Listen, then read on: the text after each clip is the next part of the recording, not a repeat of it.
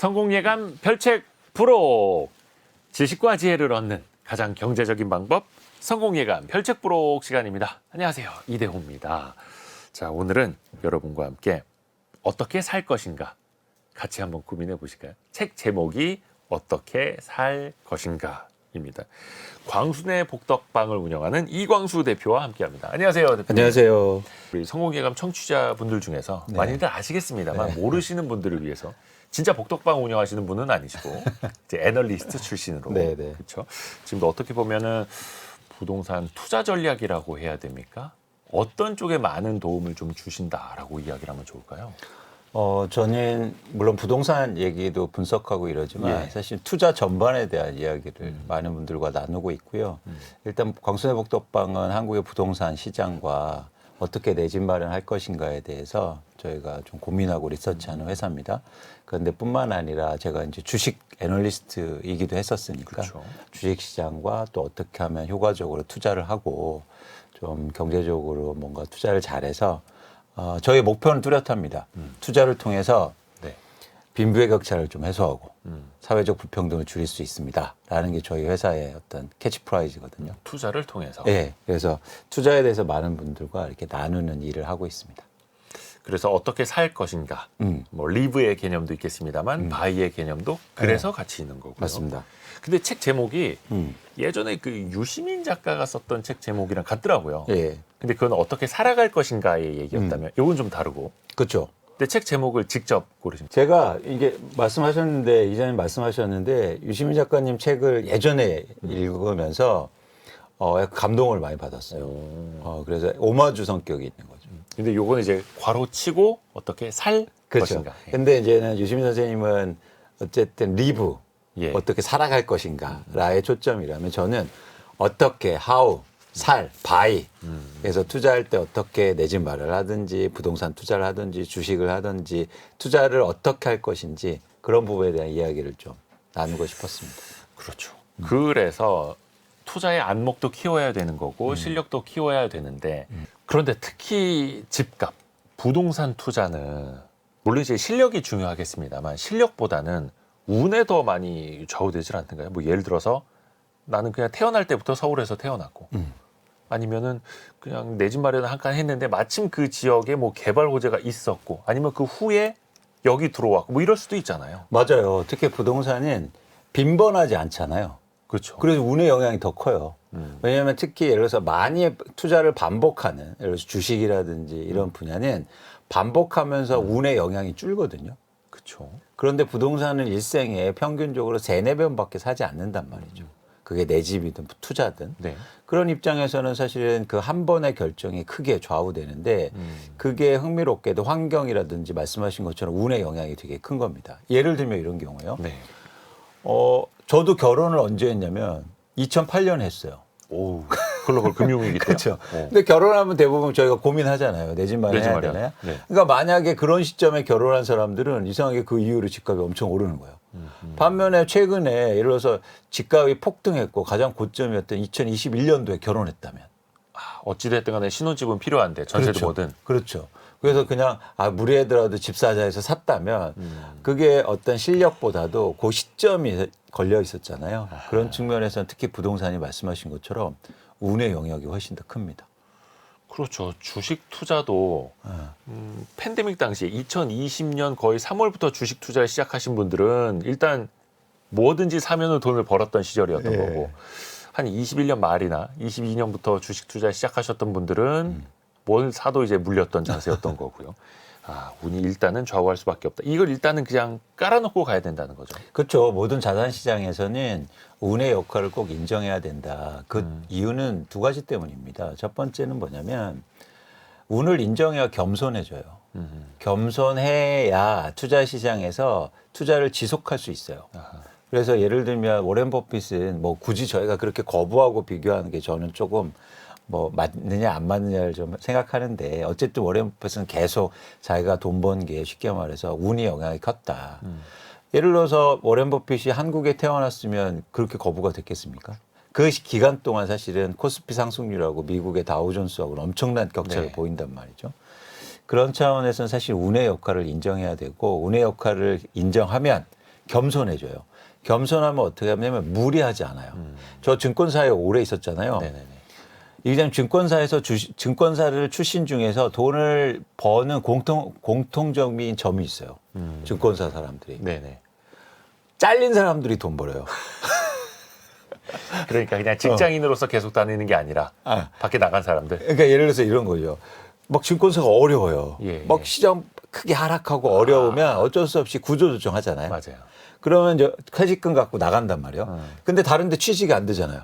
증권사 사는데 어떻게 취직이 돼요? 그래서 퇴직금으로 어쩔 수 없이 주식을 하기 시작해. 그렇죠. 근데 아는 게 바닥이었어. 그거니까. 바닥이었어. 가장 어려울 때. 근데 반대로 증권사 출신 중에서 돈 가장 못 버는 스타일이 이런 스타일이에요. 뭐냐면 증권사 다니면서 이제 자기 주식을 열심히 투자해. 돈을 엄청 벌었어. 나 천재네. 그러면서 회사 그만두고 나가. 네네네. 근데 고점이었지. 뭐 이런 가장 경우. 좋을 때 나가. 그러니까 이것처럼 사실은 주식이라든지 부동산이라든지 투자로 움직이는 시장에서 운을 인정하면 겸손해진다는 거 하고 두 번째가 또 중요한 점이 있습니다. 네. 또 두 번째는 뭐냐면 그러면 희망이 생겨요. 희망이요. 네. 제가 잘못을 하고 투자를 좀 잘못하더라도 운의 역할이 컸다는 걸 인정하면 그래 다음엔 잘할 수 있을 거야. 뭐를 내가 잘못 생각했지? 어떤 게 내가 컨트롤할 수 없는 문제였지? 이런 것들을 계속 반추하다 보면은 희망이 생기죠. 그런데 자꾸 내가 잘못해서 손실 났네. 내가 잘못해서 고점으로 집 샀네. 이렇게 하다 보면 지속할 수 없단 말이에요. 네. 그래서 이 두 가지 측면에서는 투자 시장에 꼭 여러분들이 시장을 볼고 참여하고 투자하실 때는 운의 역할이 크다는 걸 꼭 아시고 인지하셨으면 좋겠다. 실제로 그렇고 그렇게 생각합니다. 그렇죠. 그래서 내가 컨트롤할 수 있는 것과 없는 것은 확연히 구분을 해서 전략을 짤 때도 당연히 구분을 해서 들어가야 되는 거고. 그렇죠. 예를 들어서 이런 경우에요. 최근에 뭐 코로나19 때 기준금리가 엄청나게 인하돼서 모든 자산 가격이 폭등했잖아요. 네네네. 근데 어떤 분들이 봐. 난 부동산 투자 천재야. 그러면서 그때 당시에 막 부동산 투자 몇 채 했다가 돈 벌어서 쉽게 네. 말해서 막 강의 나가고 난 잘해요. 근데 반대로 금리 오르니까 안 되잖아요. 네네네. 그러니까 그것처럼 사실은 자기가 예측할 수 있는 것과 예측할 수 없는 거를 명확하게 또 나누는 것도 운의 시장을 대하는 투자자의 그런 마음 자세이기도 합니다. 저희가 키워드 몇 네. 가지를 따져보는데 첫 번째 키워드는 어떻게 살 것인가. 그냥 책 이름 그대로입니다. 네. 근데 조금씩 하나씩 들어가 보다 보면 네. 시장의 변화를 인정해야 한다라는 네. 이야기부터 꺼내시더라고요. 그렇죠. 이거 역시 운과 맥이 닿는 겁니까? 아니면 어떤 뭐 예측의 측면입니까? 그러니까 어떻게 살려고 하면은 그러니까 어떻게라는 건 방법에 대한 문제고 네. 살은 그러니까 결국엔 바이잖아요. 네네네. 내가 이제 매입하느냐의 관점인데 그러기 위해서는 여기서는 중요한 게 미래에 대한 이야기를 할 수밖에 없어요. 그러니까 투자는 결국에 현재나 과거에 하는 게 아니고 미래에 하는 거잖아요. 그렇죠. 근데 미래에 변하지 않는 사실은 미래는 항상 변화한다는 거예요. 그 사실을 인정해야 된다. 미래는 계속 변하니까. 그러니까 예를 들어서 지금 자산시장이 오른다고 그래서 계속 오를 거냐 또 떨어질 거냐. 사실 이런 변화 관점에서 접근을 좀 해야 된다. 그래서 계속 오르는 자산도 없고 계속 빠지는 자산도 없다. 그래서 여러분들이 변화를 꼭 인정했으면 좋겠다. 그런 차원에서 첫 번째는 어떻게 살 것인가의 첫 번째 접근 방식은 변화를 인정해야 잘 살 수 있다. 그리고 또 이제 막 예측 이런 이야기가 나와서 사람들이 그러면 저 전문가는 얼마나 예측을 잘할까? 앞으로도 계속해서 맞힐 수 있을까 없을까? 이걸 또 보게 되는데 그렇죠. 일단 이 질문부터 한번 좀 드려보고 싶어요. 네. 이광수 대표님은 모르겠습니다. 많은 사람들이 하락론자라고 인식을 좀 하고 있는 것 같아요. 아니에요. 아니에요? 폭락론자. 네, 제가 조금 순화해서 썼습니다. 폭락론자. 그래서- 폭락론자 또 나왔네. 이번에도 또 저거 그 폭락한다고 외치려고 하는 거 아니냐라고도 이제 생각을 하시는데 그렇죠. 어떠세요? 좀 억울하진 않으시고요? 아니에요. 저한테 관심 가져주시니까 고마운 마음이고요. 네. 사실 다 관심의 표명이라고 저는 생각하고 네. 그분들에 대해서 감사하게 생각합니다. 어. 대신 이제 근거를 갖고 저를 이렇게 판단하시고 하셨으면 좋겠다. 그래서 예를 들어서 저는 뭐 이런 말 많은잖아요. 지금 뭐 주식값 하락을 얘기하는 사람이 저 10년 전에 오른다고 해서 맞췄어요. 그러니까 저도 그러기도 했어요. 근데 그게 중요한 건 아니고 여러분들이 개념 규정이라 그렇게 접근하신 게 감정적으로 해소가 되는 걸 떠나서 그게 여러분들한테 도움이 안 되잖아요. 그렇죠? 여러분한테 도움될 때는 제 말 중에서 근거가 뭔지를 찾았으면 좋겠다. 그래서 제가 한학론자건 폭락론자 하는 거 여러분들 마음대로 하시라. 그런데 좋다, 저도 잘 경청하겠다. 그런데 제가 말하는 거의 근거가 잘 들으시고 그게 틀리면 지적하시라. 그리고 근거. 맞으면 인정하시라. 그런데 네. 제가 그냥 변명은 아니고요. 이 근거가 맞았는데도 결과는 다르게 나오는 경우도 있어요. 내가 예측할 수 없는 것들, 내가 컨트롤할 수 없는 영역에서 그렇죠. 제가 코로나19 터질 거 어떻게 알았습니까? 그런데 누군가는요, 코로나19 터질 거를 모르는데도 결과만 맞췄다고 그래서, 와, 막 대단하다. 과정이나 근거가 다 틀렸는데도 그렇죠. 그러니까 여러분들이 우리가 발전하고 한 발자국 더 나가는, 우리가 투자는 지속해야 되잖아요. 그렇죠. 그러면은 그 사람들이 말하는 근거에 대해서 집중하시라. 그래서 우리 댓글 가실 때 좋습니다. 뭐 폭락론자건 하락론자건 좋은데 우리 성공예감 들으시는 구독자분들은 제 근거를 들으시고 네 근거 이런 거 틀려. 난 다르게 생각해. 이건 어떻게 생각해? 이런 건설적인 방향으로 저희가 갔으면 좋겠다. 그래야 한국의 부동산이든 주식이든 자산시장이 더 좋은 방향으로 좀 갈 수 있다고 봐요. 그렇죠. 네. 앞에서도 이제 지속 가능성, 반복 가능성을 이야기해 주셨는데 그렇죠. 진짜 뭐 한 30년에 단 한 번만 선택을 해야 된다면 운이 많이 지배를 할 거고 근데 이거를 또 반복을 하자면 실력을 키워 나가야 되는 거고 그러려면 과정, 근거, 논리를 그렇습니다. 가져야 하는 거고. 지속하려면 어떻게 됩니까? 지속하면 운의 영향이 줄어드는 거예요. 그렇죠. 쉽게 말해서 이런 거죠. 동전 던지기를 하는데 앞뒤로 돈을 거는 겁니다. 네. 근데 결국에는 50% 확률이잖아요. 그렇죠. 그런데 10판만 하면 음. 확률이 확 틀어지지 않습니까? 그렇죠. 근데 지속하면 결국에는 50%가 나오잖아요. 예. 이 과정을 지속할 수 있느냐가 사실 중요하거든요. 투자에서는. 그런 관점에서 여러분들이 뭐 폭락 논작은 하여튼 다 좋은데 여러분들이 근거를 이야기하셨으면 좋겠다. 네. 같이 우리 건설적인 토론. 그러면 이제 건설적인 토론을 위해서 이 질문을 좀 드려야 되는데 2024년 이제 6월 이 시점이면 여기에서 집값이 더 빠질 것이냐 아니면 이제는 또 오를 것이냐 근데 이거는 뭐 항상 드릴 수밖에 없는 질문이에요. 맞아요. 그리고 또 지금이 어느 정도 집값이 바닥을 친 거냐 네. 또 요 판단을 좀 해봐야 되잖아요. 그러니까 이거는 시장을 예측하는 사람이 피할 수 없는 숙명이에요. 그러니까 뭐냐면 예를 들어서 전 이거는 회피하지 말아야 된다. 그러니까 제가 애널리스트고 시장을 전망하는 입장에서 막 시장이 혼란스럽다고 해서 제가 전망을 회피하면 안 되죠. 전망을 해야 맞고 틀리다. 근거가 맞고 틀리다가 나올 거 아니에요. 네. 그래서 저는 전망을 명확하게 하려고 노력합니다. 그래서 그렇게 물어보시면 예를 들면 뭐 많은 분들이 또 이렇게 얘기하시다 뭐 변화 가능성도 있겠지만 저는 뭐 이렇게 봅니다라고 얘기하지만 이럴 전 수도 있고 저럴 수도 있고. 뚜렷하게 집값은 떨어진다. 이렇게 이제 명확하게 말씀드릴 수 있는 거고요. 네. 일시적인 변화는 있을 수 있다. 그런데 대한민국 집값은 지금 수준에서 더 하락할 가능성이 확률이 높다는 판단을 하고 있습니다. 근데 이게 참 어려운 게 이거를 이제 일반화할 것이냐 전국 단위로 볼 것이냐 전국 평균으로 볼 것이냐 특정 지역으로 볼 것이냐 서울 내로 볼 것이냐 이러면 또 이게 뉴스도 헤드라인 하나에 따라서 사람들이 체감하는 게 다 다르듯이 네. 이 기준을 어디다 두느냐도 되게 중요하잖아요. 맞습니다. 그런데 단기적으로 보면 지역별로 격차가 크지만 이걸 좀 긴 호흡으로 보면 같은 호흡으로 가요. 그러니까 일시적으로 어떤 지역은 오를 수 있어도 전체적으로 하향 흐르면 다시 떨어지게 된다는 거죠. 그래서 저는 떨어진다는 얘기는 쉽게 말해서 전국의 모든 집값이 떨어진다. 이런 거지. 제가 뭐 일부 집값은 다시 오르고 안 빠질 겁니다. 이 얘기를 드리는 건 아니라는 겁니다. 아하. 이제 투자의 관점으로 이제 방법론으로 조금 더 한번 들어가 볼게요. 부동산과 주식의 투자 방법은 구별해야 한다라고 지적을 해주셨습니다. 네. 이건 어떤 의미입니까? 그건 뭐냐면 이제 두 가지 관점인데 하나는 뭐냐면 부동산과 투자가 속성이 다르기 때문이요. 네. 속성이 다르니까 투자의 방식이 달라야 돼요. 우선 어떤 점이 다르냐면 부동산은 투자를 예를 들어서 내 집 마련 이제 거래를 빈번하게 할 수 없잖아요. 네. 그렇죠? 이게 제한적이고 반면에 부동산은 주식과 엄연하게 다른 게 사용 가치가 있어요.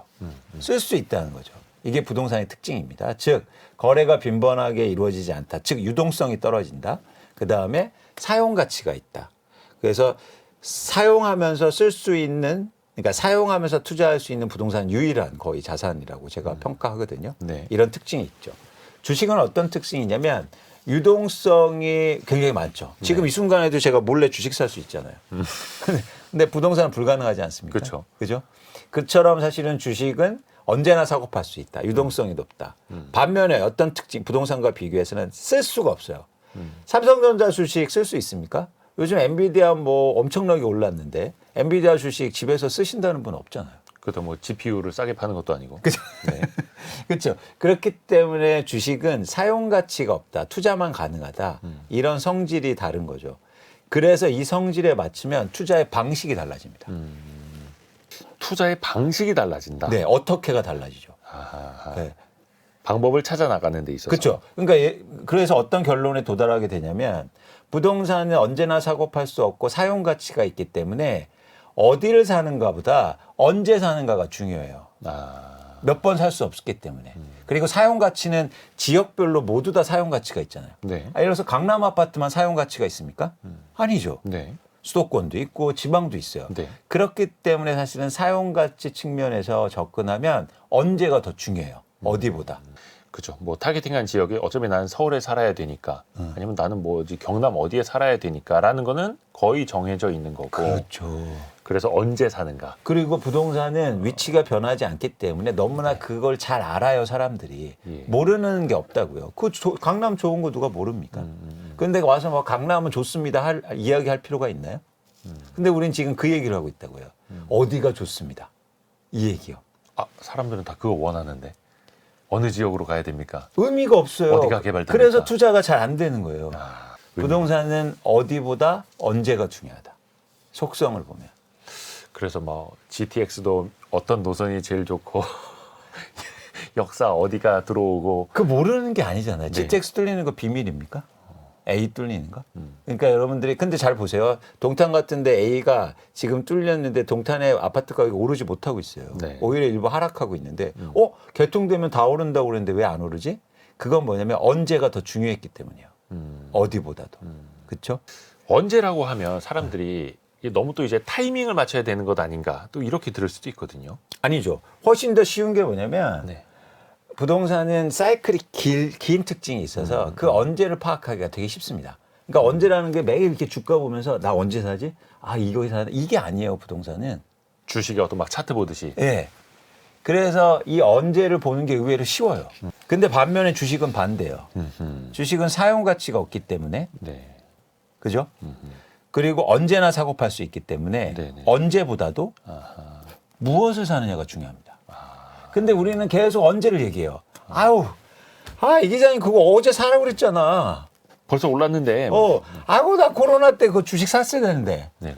저기 삼성전자 주식 85,000원, 85,000원 갈 때 팔아야 될 걸. 잭슨 왕이 얘기할 때 왜 안 팔았지? 이 얘기를 하고 있다고요. 근데 어떻게 보면 이게 거꾸로 됐다는 거예요? 거꾸로 되니까 부자가 없는 거예요. 투자를 잘하는 사람이 없다는 거예요. 그러니까 부동산은 어디를이 아니라 언제를 네. 내 가중치를 둬야 되는 거고 주식은 언제를이 아니라 무엇을의 가중치를 둬야 그렇죠. 되는 건데. 무엇을 더 고민하면 왜 언제 사는지 고민합니까? 아무 때나 살 수 있는데. 그렇죠. 네. 근데 우리는 맨날 차트 보면서 야, 언제 사야 되냐? 요 시점에 사야 되냐? 이러고 있어요. 뭘 사야 되는지를 먼저 고민하셔라. 그러니까 엔비디아냐. 그렇죠. 삼성전자냐, 네. SK 하이닉스냐 이런 선택에 집중하셔야지 그걸 언제 사느냐가 고민하기 때문에 계속 우리는 물타기만 하고 있는 겁니다. 그래서 아니 이게 둘 다 완전히 중요하지 않다는 얘기 아니에요. 부동산은 언제 먼저 고민한 다음에 어디를 고민하시고 네. 선후의 관계예요. 네. 주식은 뭘 사야 될지를 고민하시고 언제를 고민하셔라. 그래서 여러분들이 특히 주식 투자하실 때도 너 부동산 안에 내가 왜 주식 얘기해? 저 주식 애널을 20년 했습니다. 네네네. 그러니까 주식을 제가 분석하면서 투자하면서 그리고 많은 분들과 시장을 보면서 얻은 결론은 이거예요. 뭘 사야 될까를 더 고민하시라. 그래서 뭘 사야 되는가를 더 진지하게 고민하신 다음에 언제를 하셨으면 좋겠다. 예.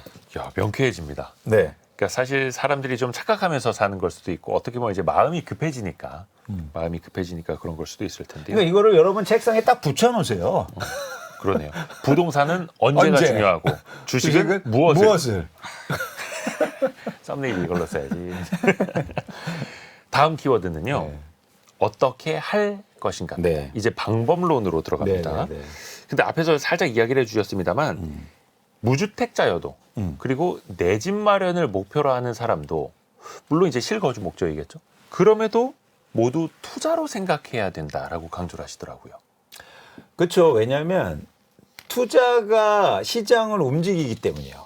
투자가 시장을 움직이기 때문에. 네, 투자자들이. 네. 그러니까 예를 들면 우리나라 부동산에서 보면 2018년부터 2021년까지 전국의 주택 수요가 급증합니다. 네.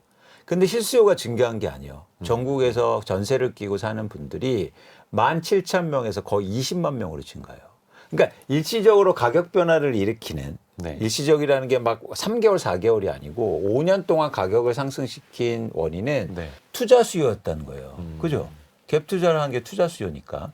그러니까 시장을 움직이는 게 투자자들이니까 내가 내 집 마련할 때도 투자자들이 어떻게 생각할까? 투자자들이 왜 지금 집을 살까? 투자자들이 왜 지금 집을 사지 않지?를 고민하셔야 된다는 거예요. 근데 우리는 항상 나만 생각합니다. 아, 내가 집 필요하니까 그래 내가 살 집인데 뭐 어때? 아무 때나 사면 어때? 근데 투자자들은 지금 집을 안 사고 있어요. 지금 조금 수요가 올라오는 건 다 실수요자. 실수예요. 가격이 좀 내려왔으니까 실수요자들이 들어오는. 그렇죠. 그리고 막 지금 주택 공급 부족한다고 하니까 실수요자들이 와서 집을 사고 있는데 실수요자들이 가격을 움직이는 동력이 못 된다. 그리고 그렇기 때문에 우리는 투자자의 관점에서 볼 필요가 있어요. 사람의 눈이 두 개 있는 이유는요. 하나는 나를 보고 하나는 세상을 보고 남을 보라는 거예요. 네. 저는 그렇게 생각합니다. 그래서 여러분들이 투자로 세상을 보시는 게 되게 중요하다. 나 말고 투자자 관점에서 내 집 마련을 하시더라도. 앞에서 그래서 이제 뭐 집값은 이제 떨어질 거다. 전반적으로 봤을 때 전국적으로도 비슷하게 간다라는 말씀을 하셨을 때 제가 꼬리를 무는 질문을 그때 할까 말까 하다가 좀 뒤로 넘겼었는데 네. 거기에 대한 답이 지금 나온 거네요. 그렇죠. 그러니까 지금 시장 상황은 투자자가 아니라 실수요자들이 들어오는 시장이어서 네. 실수요자들 중심으로는 과거처럼 부동산 가격을 막 올리지는 못한다. 그리고 라는 일시적으로 지금 오르고 있는데 지속 가능성이 떨어진다는 거예요. 지속 가능성이 떨어진다라고 하면 올라봐야 박스권 막 이런 의미입니까? 아니요. 올랐다가 다시 떨어진다. 음. 그리고 모든 자산 시장의 핵심은 두 가지가 공통점이 있는데요. 첫 번째는 미래 가격을 반영하기 때문에 수익률과 가격 변동성이 커지는 특성을 갖고 있어요. 두 번째는 뭐냐면 결국 수요가 가격을 결정하게 돼요. 네. 수요가 많아야 가격은 올라가게 되거든요. 네네네. 근데 지금 실수요는 일시적으로 증가해서 다시 감소할 가능성이 있고 투자 수요는 계속 지금 줄어들고 있는 상황이기 때문에 가격은 더 이상 올라갈 수 없는 거예요. 그러니까 많은 분들이 지금 집값 다 반등했다.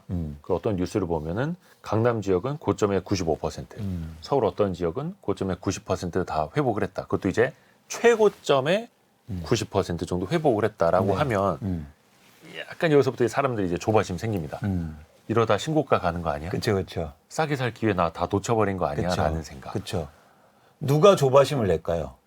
없는 사람들, 필요한 사람들. 무주택자들이 가장 조바심을 내겠죠. 투자하는 사람보다. 네네. 근데 무주택자들은 안타깝게도 가격이 그렇게 오르면 자연스럽게 줄 수밖에 없어요. 왜? 줄어든다 수요가. 왜요? 감당해내지 못해요. 그 가격을. 유효 수요가 줄거든요. 네. 가격이 오르면. 그렇기 때문에 수요는 특히 실수요는 지속 가능성이 떨어져요. 증가하는 게. 그래서 그 사람들은 무주택자들은 실수요자들은 쫓아가면서 사지 않는다 혹은 쫓아가면서 살 수가 없다. 없다. 그래서 주가란다. 부동산 가격을 계속 밀어 올리지 못한다. 그렇죠. 이런 의미네요. 투자자만이 가격을 계속 밀어 올리면서 살 수 있어요. 예. 투자자는 그리고 투자 수요는 독특한 특성을 갖고 있는 게 가격이 오르면 수요가 더 증가하는데요. 아하. 그런데 그래서 이게 증폭되는 효과가 있거든요. 근데 투자자들이 지금 시장에 들어오지 않고 있어요. 여러 가지 이유들이 있는데 결국에는 가격이 안 오를 것 같은데 지금 왜 집을 사지? 가 돼버리는 거예요. 그래서 투자자들이 밀어 올리는 시장이 아니라 실수요자들이 어떻게 보면 받쳐주는 시장에서는 네. 비싸게 사는 건 아니다라는 의미시겠네요. 그렇죠, 그렇죠. 네. 근데 항상 이맘때 되면 또 이야기 나오는 게 뭐냐면 미래에는 이제 공급이 부족해질 거다. 과거에도 그렇지 않았습니까? 항상 집값이 올라가는 그때는 재건축도 빨리 해야 된다. 공급도 더 늘려야 되는데 앞으로 이제 공급이 줄어들 거다. 근데 2024년에도 똑같이 반복이 되고 있지 않습니까? 그쵸. 공사비도 많이 올랐고 그쵸. 재건축 재개발도 그래서 거의 이제 스톱되다시피 하고 있고 그래서 더 많은 사람들이 향후 한 2, 3년 뒤를 지금 걱정하는 상황 아닌가요? 이제 그게 한국의 집값을 움직이는 변동 원리에 대해서 정확한 개념 규정이 없기 때문에 그런 결론에 도달하게 되거든요. 그러니까 무슨 얘기냐면 제가 말씀드렸듯이 가격을 폭등시키는 네. 상승시키는 동력은 투자 수요예요. 그런데 건설사들이 아무리 집을 안 지어도 투자 수요가 없으면 집값이 오르겠습니까? 그러니까 공급만 중요한 게 아니라 수요도 중요하다. 또 하나 뭐냐면 집값을 결정하는 공급은 건설사들이 짓는 아파트의 양이 아니라 네. 집을 갖고 있는 사람들이 시장에 내놓는 매물의 양이에요. 즉 내가 집을 사러 갈 때 시장에 사러 갈 때 건설사들이 짓는 아파트를 사지 않잖아요. 그건 네. 분양받잖아요. 네네. 여러분들이 우리가 보는 아파트 가격은 누군가 갖고 있는 아파트를 내가 사기 때문에 가격이 결정되잖아요. 그렇죠. 네. 그럼 무슨 얘기입니까? 누군가 집을 갖고 있는데 시장에 많이 내놓으면 매물이 증가하는 거고 그걸 걷어들이면 감소하는 거잖아요. 그렇죠. 그래서 건설사들이 집을 안 지어도 집을 갖고 있는 사람들이 많이 팔면 가격은 하락할 수 있다는 겁니다. 근데 최근에 집을 갖고 있는 사람들이 내놓는 매물의 양이 증가하고 있어요. 그러면 공급이 증가하는 거죠. 일부 언론 보도 보면은 이제 집값 오를 것 같으니까 매물 걷어들인다 이런 이야기 나오는데 아직 그 정도 상황은 아닌 건가요? 그러니까 일부 지역이 걷어들이죠. 예를 들어서 일개 신도시에 뭐 선도지구 아파트 네. 특정한 그런 아파트가 있는데 지금 증가하는 상황이고요. 이제 거래량이 줄어들기 시작하면 더 매물은 증가할 가능성이 높아 보입니다. 거래량이 오히려 증가할수록 매물이 더 많이 나올 수 있다. 거래량이 감소하면. 거래량이 감소하면 그러니까 매물이 내놨는데 거래가 안 되면 지금은 이제 거래라도 되니까 매물이 증가 속도가 좀 더뎌졌거든요. 네네네네. 근데 만약 실수요가 줄어들면서 가격이 너무 올라서 실수요가 줄어들었는데 매물이 계속 증가하면 증가 속도가 더 빨라지겠죠. 가격 올랐다. 이때 팔자.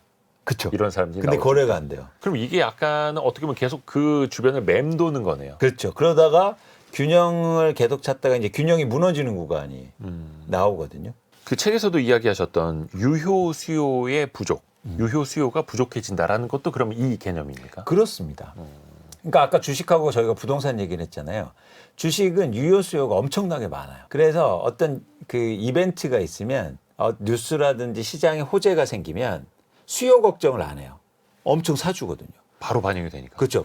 그래서 그냥 개인도 사고 초등학생도 사고 외국인도 사고 막 사요. 네네네. 그래서 주가가 갑자기 확 오르는 겁니다. 그러니까 유효수요 걱정을 안 해요. 살 사람이 많다는 거죠. 네. 초등학생도 살 수 있잖아요. 네네. 부모님 허락만 받으면. 네네네. 근데 집은 그게 안 되지 않습니까? 내가 호재가 있어. 그런다고 해서 초등학생이 나 아파트 살래요. 이런 사람 있죠. 한두 명. 상속 받아서. 뭐 있을 수는 있죠. 있고. 있죠. 네. 근데 부족하지 않습니까? 그러니까 뭐냐면 부동산은 수요가 사고 싶은 수요가 아니라 살 수 있는 수요여야 된다. 근데 지금 살 수 있는 수요가 현저히 줄어든 상황이에요. 그래서 이제 거래량의 증감도 같이 봐야 되는 건데 이게 항상 그 주식과 다르게 부동산 같은 경우에는 한두 사람의 호가 혹은 한두 건의 거래량을 가지고 그게 대표 가격 혹은 기준 가격이 되어 버리잖아요. 맞아요. 이것도 항상 고민이 듭니다. 그래서 말씀하신 게 되게 중요한데 여러분들이 거래량을 같이 보셔야 된다. 그러니까 우리는 근데 가격만 바라봐요. 뭐 압구정동이 100여억이 됐대. 근데 잘 보면은 그 압구정 수많은 아파트 중에서 한 채가 거래된 거예요. 그렇죠. 뭐 예를 들어서 뭐 한 500가구 단지나 1000가구 대단지였어도 네. 한두 개 거래된 게 일단은 그 다음부터는 기준 가격이 되어 버리니까요. 그렇죠. 그게 대표 가격이 될 수 없다는 거죠. 그래서 저희가 그렇게 됐다고 시장이 올랐다고 반대로 하락했다고 볼 수 없는 거고요. 네네네. 그래서 저희가 시장을 볼 때는 평균 가격 개념으로 접근합니다. 그런데 평균 가격 관점에서 저희가 여러분들이 보시면서 거래량을 동시에 보셨으면 좋겠다. 근데 거래량이 증가할수록 예를 들어서 평균 가격의 변화가 뚜렷하게 나타나죠. 그죠? 평균의 모수가 많아지니까. 그렇죠, 그렇죠. 네. 그래서 대표님께서도 가격은 하락하고 거래량이 증가할 때 그때가 내 집 마련의 적기라고 이야기를 하셨는데 그게 어떻게 보면 이제 지역에 따라 이런 흐름들이 좀 나타납니까? 달라질 수 있죠. 지역별로. 먼저 나타나는 지역도 있고 나중에 나타나는 지역도 있고. 근데 이제 거래량이 증가한다라는 건 일반적으로 우리가 집값은 어느 정도 바닥을 확인을 했고 가격도 조금 이제 오르는 징조 아니냐 이렇게 받아들이는데요. 그렇죠, 그렇죠. 그래서 거래량이 굉장히 중요하다는 거예요. 대신 조건은 뭐냐면 거래량 가격이 빠지거나 안 오르면서 거래량이 증가해야 돼요. 그러니까 이게 동시에 그러니까 물론 추세적인 측면을 볼 필요가 있지만 거래량과 가격이 동시에 오른다는 건 뭐냐면 의미 있는 바닥 신호라고 보진 않아요. 그러니까 올라갔다가 다시 이제 매물을 맞고 내려올 수 있다. 그렇죠, 그렇죠. 그래서 근데 가격은 이상하게 오르지 않는데 거래량만 증가하는 구간이 추세적으로 증가하는 구간이 나와요. 이건 뭐냐면 어떤 조건일 때 이런 현상이 나타나냐면 팔 사람도 많고 살 사람도 많아질 때예요. 네네네. 그러니까 팔 사람은 많은 다음에 그다음에 이상하게 사는 사람들이 많아지고 있을 때 이런 현상이 나타나거든요. 근데 이건 모든 자산 가격의 바닥 신호입니다. 그게 주식이든 부동산이든. 근데 이때가 앞에서도 이야기란 언제가 중요한 시점이라는 거네요. 그렇죠. 특히 부동산은 더. 근데 그게 바닥 신호라는 거는 더 이상 떨어질 염려는 없을 때, 내가 집을 사서 손해를 볼 가능성은 가장 낮을 때이고. 그렇습니다. 근데 사람 심리는 떨어지지 않을 때 사는 것보다 오를 때 사요. 오르기 직전에 사고 싶잖아요. 아니 그러니까 죄송합니다. 제가 욕심이 많아가지고. 그러니까 맞아요. 근데 그 신호가 오르기 직전 신호예요. 그러니까 저희가 자산 시장에서 바닥이라는 게 명확한 개념 규정을 할 필요가 있어요. 네네. 왜냐하면 사람들은 바닥을 많이 떨어진 걸 바닥이라고 얘기해요. 그렇지 않습니다. 투자로 보는 자산 시장은요, 많이 떨어진 게 아니고요. 네. 그 이후로 올라야 바닥이에요. 지나고 나서. 예. 그러니까 그 이후로 가격이 오르는 게 바닥이라고요. 네네네. 많이 빠졌다가 바닥이 아니라. 그래서 조심하셔야 됩니다. 이렇게 친구들이 와갖고 네. 대호야. 네. 이거 많이 빠졌어, 사. 이러면 안 돼요. 그래서 샀더니 지하가 있네. 바닥인 줄 알았더니. 아하. 그건 뭐냐면 바닥의 개념을 잘못 잡았기 때문이에요. 이렇게 사야죠. 대호야, 이제부터 이거 올라. 이게 바닥이요. 그렇게 오르는 거에 바닥 개념 규정을 바꾸면 그러면은 이 신호가 중요해요. 가격은 빠지거나 안 오르고 있는데 거래량이 증가할 때 추세적으로. 근데 이게 물론 요즘에는 아파트 거래량이나 가격을 볼 수 있는 여러 사이트들이 있습니다만 네. 이제 점으로 막 이렇게 표시가 되지 않습니까? 네. 이게 한 어느 정도는 찍혀 있어야 그래도 의미 있는 거래량으로 볼 수 있는 거예요. 왜냐하면 이제 아파트 단지가 뭐 다 대단지만 있는 건 아니다 보니까. 네. 예. 그러니까 대단지가 더 이제 쉽게 저희가 접근이 접근할 가능한데 이제 두 가지 조건입니다. 절대량은 중요하지 않아요. 쉽게 말해서 과거에 뭐 이 아파트가 10건 거래됐다고 그래서 네. 이게 꼭 10건 이상으로 올라야 거래량이 증가했다는 건 아닙니다. 과거에는 10건 거래됐지만 갑자기 최근에 3건 거래됐다가 다음 달에 5건, 그다음에 7건. 늘고 있느냐. 그렇죠. 그 추세적인 변화가 중요해요. 절대량보다. 네네네. 두 번째는 뭐냐면 이 추세적인 현상이 최소한 6개월 이상은 유지가 돼야 돼요. 예. 그게 제가 발견해낸 그 공통적인 요소입니다. 6개월 이상이요? 네. 그러니까 6개월 이내 몇몇 거래량 가지고 그냥 팍 튀어오르는 게 아니라 그렇죠. 오히려 이제 이렇게 100건, 150건, 160, 70건, 200건 이렇게. 거래량이 늘면서 저 근데 또 추세죠. 가격은 횡보할 때가. 그렇죠. 그런 기간이 반드시 온다. 지금은 어떤 상황? 지금은 어떤 상황이냐면 가격도 조금 오르면서 거래량도 증가하는 구간. 근데 거래량 증가도 지금 한 4, 5개월 정도 되거든요. 네네. 이제는 그래서 제가 볼 때 5월, 6월이 굉장히 중요한 기간이에요. 거래량만 보면. 5월, 6월에 거래량을 봐야 한다. 근데 이게 가격이 약간 오르고 또 거래량도 증가하면 사람들은 야, 이제부터 덜 떨어지는 게 아니라 오르는 신호 이렇게 또 해석을 할 수가 있거든요. 이미 그렇게 다 해석하고 있죠. 예. 그런데 그게 지속될 가능성이 전 적다. 이게 5월 거래량이 보통 이제 한 달 좀 넘게 이 시점이 좀 걸리죠. 시간이 걸리죠. 공개가 되는 게. 맞습니다. 근데 최근에는 좀 거래량이 어떻게 좀 늘어나는 추이라고는 봐야 됩니까? 그러니까 3월에 서울 아파트 거래량이 4천 건 정도 돼서 상당히 많이 증가했어요. 네네네. 근데 저희가 4월 이제 통계 지표가 잡히잖아요. 이제 네. 6월이니까. 네. 봤더니 3월보다 150건 정도 증가했어요. 서울 기준으로요? 네. 네네. 그러니까 그렇게 증가가 빠른 건 증가가 막 의미 있는 건 아니에요. 근데 어쨌든 추세적인 변화긴 해요. 근데 이게 폭이 적기 때문에 제가 볼 때 5월 거래량이나 6월 거래량은 다시 감소할 가능성이 커 보인다는 거예요. 그래서 조금 더 지켜볼 필요는 있다. 그렇죠, 그렇죠. 그 대신 또 하나 조건이 틀린 거죠. 여기서는 가격이 오르고 있으니까. 그렇죠. 그래서 아까 말씀하신 여러 가지 조건 중에서 거래량도 그 의미 있게 확 늘어나는 건 아니고 가격이 조금 올라가고 있으니 이거는 지금 상황에서는 따라갈 만한 가격은 아니라고 그렇죠. 보시는 지금 이제 사게 되면 쉽게 말해서 너무 비싸게 살 수 있다. 근데 여러분들이 제 영상이나 아니면 제 책이나 계속 보신 분들이 계실 거예요. 전 이 조건을요 한 번도 다르게 얘기한 적이 없어요. 네네. 제가 결과는 틀릴 수는 있겠지만 이 조건은요 한 번도 바뀐 적이 없다고요.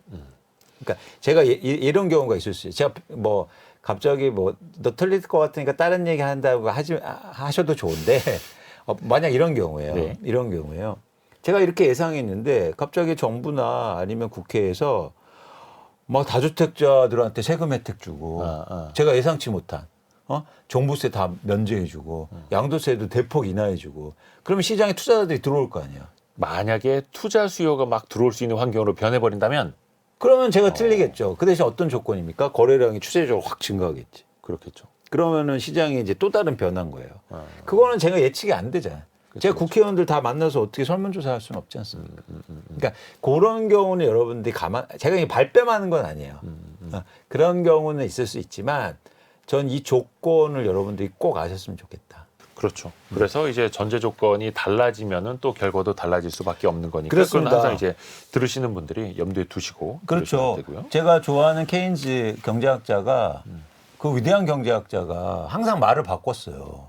그래서 기자들이 묻습니다. 아니 대학자께서 이렇게 맨날 말을 바꾸시면 돼요? 그때 케인즈가 뭐라고 하냐면 아니 그럼 당신은 상황이 바뀌었는데 결과가 예측이 안 달라져요? 바로 이 지점이라는 거예요. 그렇죠. 그래서 이게 바로 유연성이라는 겁니다. 케인즈가 그랬죠. 나는 상황이 달라지면은 예측도 바꾼다. 당신은 어떠한가? 오히려 되물었죠. 아, 그 너무 당연한 얘기라는 거 아닌가요? 그러니까 저는 여러분들이 그런 자세로 보셨으면 좋겠다. 그러니까 저도 그렇게 할 거고 당연히 상황이 바뀌면 저도 예측을 달리 할 겁니다. 그런다고 해서 배신자 또 폭락론자에서 배신자로 하지 마시고. 제가 이제 또 이렇게 하면 또 최근에 어떤 언론에서 뭐냐면 제가 이런 얘기를 했더니 변심. 뭐 집값 하락론자 이제 사자고 그런다. 뭐 이런 얘기를 하는 거예요. 아니 저는 이 얘기도 계속 드려왔어요. 그게 그냥 일반론으로 바꾸시는 게 아니라 그 조건을 보면서 그 상황에 따라서 그럼요. 부동산은 언제가 중요하다라는 그렇죠. 걸 또 강조를 하시면서 맞습니다. 다음 키워드는 어떻게 될 것인가입니다. 물론 이것도 약간 예측일 수도 있겠습니다만은 대표님께서 부동산 자산을 줄여야 하는 순간이 올 수 있다 이렇게 진단을 하셨어요. 이건 네. 어떤 의미입니까? 요거는 세대별 이제 변화인데요. 특히 우리나라의 연령별 부동산 보유 비중이 큰 편차를 보여요. 그래서 예를 들어서 30, 40대에는 전체 자산에서 부동산 비중이 50% 내외이면 65세 이상은 82%를 차지해요. 근데 65세 이상 분들이 우리나라의 부동산에 서울 아파트만 따지면 거의 35% 이상을 보유하고 있거든요. 그러니까 집을 많이 갖고 있어요. 고령 세대가. 근데 고령 세대가 향후로 가면 갈수록 이 집이 계속 갖고 갈 수는 없잖아요. 이 집값이 비싼 거, 큰 평수 이런 것들이 어떤 규모도 줄이고 보유수도 줄이고 뭐 그러면서 변화가 일어날 가능성이 좀 커 보인다. 이거는 저희가 불가피한 미래? 피할 수 없는? 그렇지 않습니까? 고령화되고 또 그렇죠. 은퇴 이후에는 어떤 현금성 자산이 필요한데 그렇죠. 근데 독특한 게 뭐냐면 이제는 고령 세대로 갈수록 투자에 대한 관심이 더 커져요. 근데 투자할 때 어떤 관점으로 바뀌냐면 두 가지 관점으로 바뀝니다. 일본의 경우를 보면 하나는 뭐냐면 불확실성에 대응하려고 해요. 두 번째는 유동화가 높은 자산을 선호해요. 그래서 일본의 단가 세대로 가는 고령 세대는 예금 비중이 엄청나게 높아요. 이건 말이 안 되는 얘기예요. 왜 말이 안 되냐면 일본은 은행에 맡기면 이자를 안 줘요. 그런데 왜 고령 세대가 은행에 돈을 맡겨놨을까요? 이거는 불확실성에 대응하고 유동자산의 가치를 높게 보기 때문이에요. 그래서 저는 이거를 대입해보면 한국의 고령 세대의 부동산 자산은 이 두 가지 측면에서 가장 취약해요. 불확실성에 대응이 안 되잖아요. 그렇죠. 그냥 다 이제 집으로 안고 있으니까. 유동성이 떨어지니까. 또 하나 뭐냐면 뭐랄까 이 투자 관점에서는 사실 부동산은요 복리 추구가 안 되지 않습니까? 그러면은 고령 세대는 결국엔 투자를 더 의미 있게 하기 위해서는 복리 효과를 극대화해야 되는데 이런 것들이 확대될수록 사실은 고령 세대는 부동산 자산을 줄일 수밖에 없다. 그게 저희가 말씀드리고 싶은 첫 번째 어떻게 될 것인가의 또 핵심이기도 합니다. 특히 이제 중장년층 이후에 아무래도 소득이나 자산이 또 많아지기 때문에 그걸 이제 활용하시는 분들도 많을 테니까 그 안에 투자 수요가 더 많았을 수도 있는 거고요. 그렇죠. 근데 그게 이제 나이가 들면서 현금성 자산, 유동성 좋은 자산으로 바꿀 필요가 또 생기기 때문에 그게 시장에 또 공급이 될 수 있다. 그렇죠. 이런 논리가 또 되는 그렇죠. 거죠. 그렇게 되면 매물이 증가하고. 근데 안타깝게도 그 젊은 세대가 그 집을 충분히 받아낼 수 있는 여력이 안 된단 말이에요. 그쵸? 가격이 비싸서요? 그렇죠. 그리고 소득도 줄고 있잖아요. 그러니까 우리가 지금 가장 안타까운 게 과거의 일종의 베이비부머 세대보다 지금의 청년 세대의 소득이요. 실질 소득이 줄고 있어요. 그러니까 이건 미국과 완전 반대되는 현상이거든요. 미국은 밀레니엄 세대가 과거의 베이비부머 세대보다 소득이 훨씬 높아요. 그래서 그 자산을 받아주고 있다고요. 근데 우리는 반대입니다. 그러니까 우리가 지금 부모 세대가 더 부모 세대보다 못 살 수 있는 청년 세대들이 증가하는 이제는 세대가 미래가 오고 있단 말이에요. 그렇죠. 근데 그 파는 자산을 어떻게 받아줘? 이런 변화도 여러분들이 미래를 예측하면서 좀 감안하셨으면 좋겠다. 그러니까 고령화 저출산 시대가 되고 성장률도 둔화되고 하면서 네. 어떻게 보면 불가피한 변화다라고 그렇죠. 보시죠. 그리고 우리나라 인구 비중을 보면 고령 세대가 많아지고 고령 세대가 부동산을 너무 많이 들고 있다. 근데 사실 이 이야기가 2000년대 초반에도 좀 나왔던 이야기이긴 합니다. 인구론, 고령화 사회론 하면서 이 집값이 지탱이 되지 않을 것이다. 근데 또 단기적으로는 또 가격이 막 변하다 보니까 장기적으로 보는 거랑 또 시장의 흐름이 꼭 일치돼서 가지는 않을 수 있잖아요. 단기적으로. 그때하고 굉장히 다른 점이 두 가지 있어요. 예. 뭐냐면 그때보다도 고령층 비중이 훨씬 많아졌다는 거 하고 그러니까 전체 왜냐하면 내년부터 우리나라가 초고령 세대가 그렇죠. 됩니다. 초고령 사회가 됐습니다. 65세 이상의 인구의 20%를 차지하게 돼요. 그러면서 이제 절대 물량이 많아졌다는 게 좀 다른 측면이고 네. 또 하나는 뭐냐면 자산 가격이 너무 많이 올랐어. 그러니까 최근 10년간 서울의 아파트 가격이 2배 이상 올랐거든요. 네. 절대 가격을 이렇게 오른 적은 아파트 가격이 없습니다. 그러니까 고령 세대가 지금요 돈을 많이 벌었다는 거예요. 네. 근데 그 돈이 묶여 있어요. 왜? 팔지 않으면 실현되지 않는 돈이에요. 네. 그래서 저는 팔 가능성이 과거보다도 훨씬 많아졌다. 돈을 벌기 위해서. 2010년대와는 확연히 다르다. 확연히 다릅니다. 연령대도 그렇고 자산 가격도 그렇고. 그렇습니다.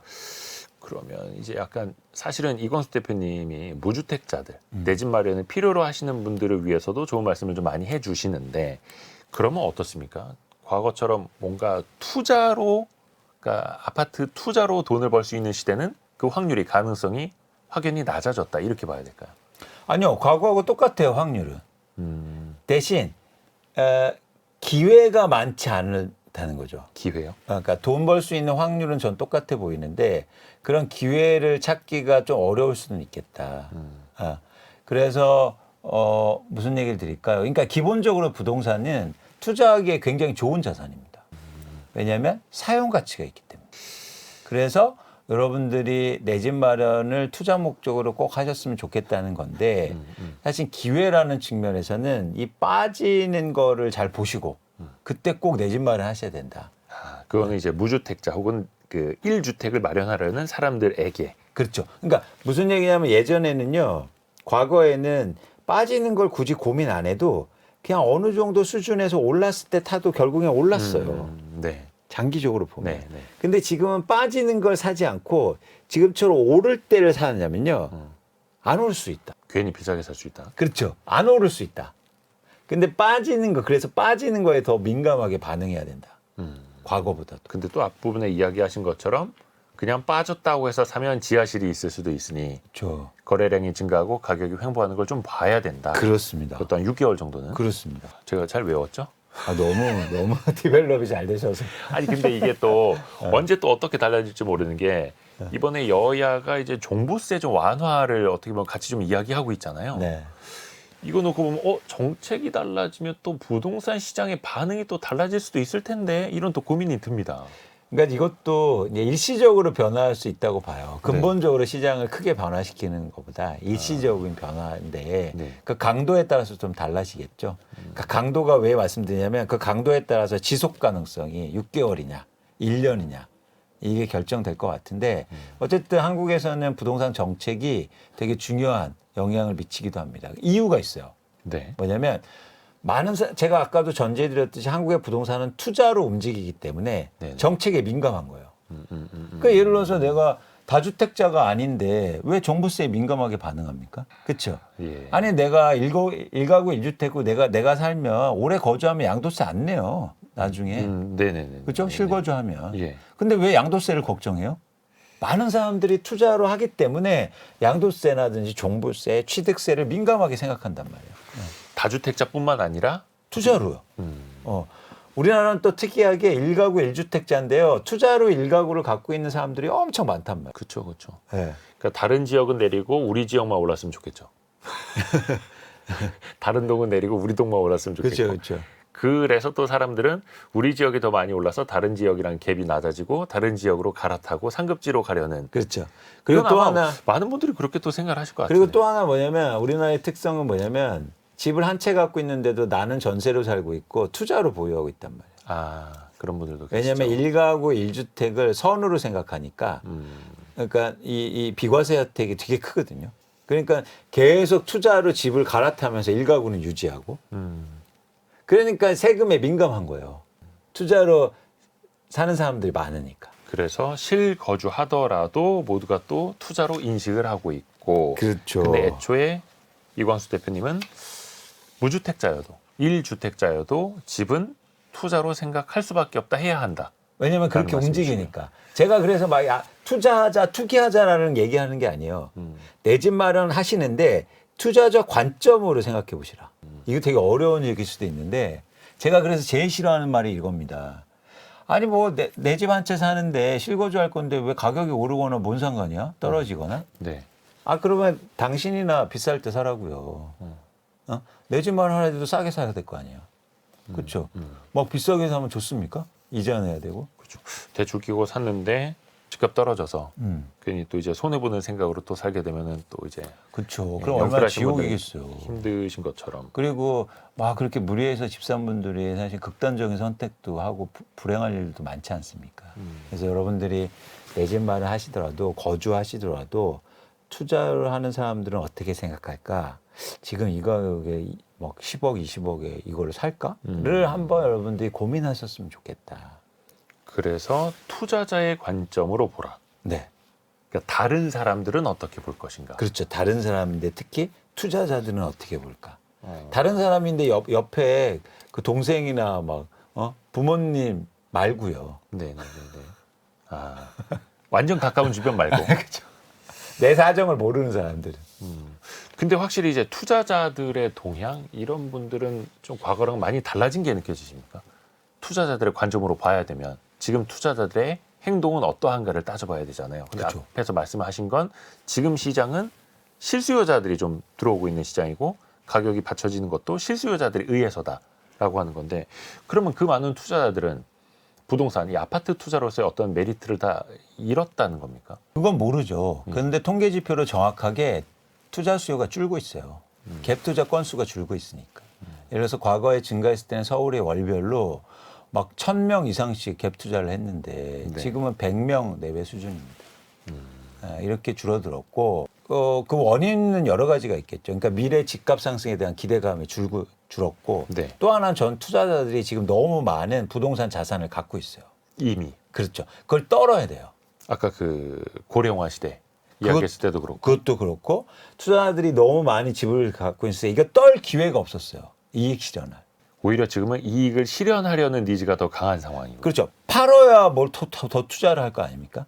근데 팔지를 못했다고요. 충분히. 그래서 지금은 다주택자들이 이익을 실현할 수 있는 구간이고 고령화가 되면서 현금성 자산이 필요한 상황이니 억지로 그거를 쫓아가면서 받쳐줄 필요는 없고. 그렇죠. 그러니까 저는 막 싸우고 경쟁하자는 게 아니고요. 네. 예를 들어서 이런 거잖아요. 투자하는 사람도 비싸게 팔려고 노력하고 그렇잖아요. 네네네. 그러면 살려는 사람도 싸게 살려고 노력해야 될 거 아니에요. 네. 그래야 시장의 균형이 맞춰지지 않습니까? 근데 팔려는 사람들은 비싸게 팔려고 막 하는데 살려는 사람들이 급한 마음에 쫓아가면. 그걸 쫓아가면은 이거는 균형이 깨지는 거죠. 가격이 급등할 수도 있는 거고. 그래서 많은 사람들이 이 투자의 관점으로 해서 이 싸게 살려는 노력들을 할수록 한국의 부동산 시장은 안정될 겁니다. 그래서 전 투자에 대해서 여러분들이 아셨으면 좋겠어요. 그래서 한동안은 팔려는 사람들은 뭐 한 작년쯤, 재작년쯤 비싸게 팔려고 하고 사려는 사람들은 싸게 사려고 하고 그래서 호가 범위가 넓어서 거래량이 거의 없었던 그렇죠. 거잖아요. 그렇죠. 근데 지금은 그 국면을 좀 넘어가서 약간 좀 갭이 좁아진 걸까요? 그렇죠. 여기 버티고 있는데 여기가 쫓아간 거죠. 그러니까 가격이 일부 오르고 있는데 네. 이건 지속될 수 없다. 실수요자니까. 계속 쫓아가지 못한다. 아하. 그러면 다시 갭이 벌어지면서 거래량은 줄어들겠죠. 네. 그러면 이 과정이 계속되면 어떤 과정이 일어납니까? 최근에 뭐 2022년도 말부터 일어나진 현상인데 거래가 안 된 다음에 갑자기 호가를 낮추죠. 내려오고. 네. 그러면 이제 거기서 거래가 결국엔 이게 그러면서 집값이 내려온 거예요. 그렇죠. 예. 심쿵 한방을 정리해 볼 시간인데요. 네. 이광수 대표가 직접 쓴 책 어떻게 살 것인가 이 책을 관통하는 핵심 구절 이광수 대표님께 직접 한번 부탁드리겠습니다. 제가 표지에도 대표 이렇게 구절을 썼는데요. 전 질문을 여러분께 꼭 이 말씀을 드리고 싶어요. 여러분은 어떻게 살려고 하십니까? 아니, 어떻게 사려고 하십니까? 그래서 여러분들이 방법과 그리고 행동, 특히 투자할 때 내 집 마련이나 부동산 투자건 주식 투자건 행동과 그리고 어떻게 사려고 하는 고민을 하셨으면 좋겠다. 이걸 통해 이런 통한 과정을 하면 저는 소수가 돈 버는 것보다 네. 다수가 행복해질 수 있다고 믿어요. 그래서 제가 이 책의 목적은 소수의 성취보다 다수가 행복해지길 원합니다. 제 책을 읽고. 그래서 많은 분들이 읽으시고 좀 행복한 투자를 하셨으면 좋겠다라는 말씀을 꼭 드리고 싶습니다. 여러분은 어떻게 살려고 하십니까? 아니, 어떻게 사려고 하십니까? 소수의 성취보다 다수가 행복하길 원합니다. 근데 참 어렵습니다. 이 투자 시장에서 다수가 행복하다라는 게 과연 가능은 할까라는 의미도 또 생기게 되고요. 전 가능해 보입니다. 예. 그래서 이대호 기자님도 계신 거고, 네네. 그래서 노력하시고 계신 거고, 그죠? 네. 그리고 저도 광순의 복덕방도 있는 거고. 좋습니다. 그래서 많은 분들이 영상 보시고 성공예감 보시고, 네네네. 그래서 같이 저희가 노력하면 소수가 막 이렇게 독점적, 과점적 이익을 보는 것보다 다수가 투자의 성과를 나누는 분명히 그런 대한민국이 될 수 있다. 미국의 중상층을 보면 그 401k라고는 연금자산 투자를 통해서 네. 주식 투자를 다 같이 했고 그래서 중산층이 대폭 증가하잖아요. 그러니까 다수가 행복해졌단 말이에요. 투자를 통해서. 노후 걱정 없이 은퇴할 수 있는. 맞습니다. 그래서 기업도 좋아지고 선순환 구제로 가잖아요. 전 충분히 한국에도 가능하다. 그래서 많은 분들이 투자를 통해서 다수가 행복해졌으면 좋겠다. 소수가 방법을 익혀서 그들만 거부가 되는 것보다. 네. 네. 오늘은 어떻게 살 것인가 이 책을 직접 쓰신 광순의 복덕방 이광수 대표와 함께했습니다. 고맙습니다. 고맙습니다. 감사합니다.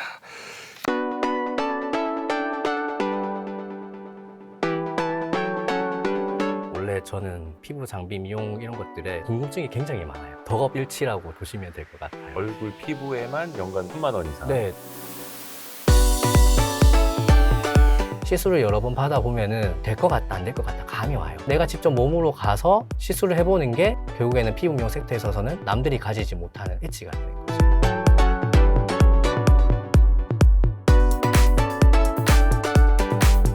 서두르세요. 고정 댓글을 확인하세요.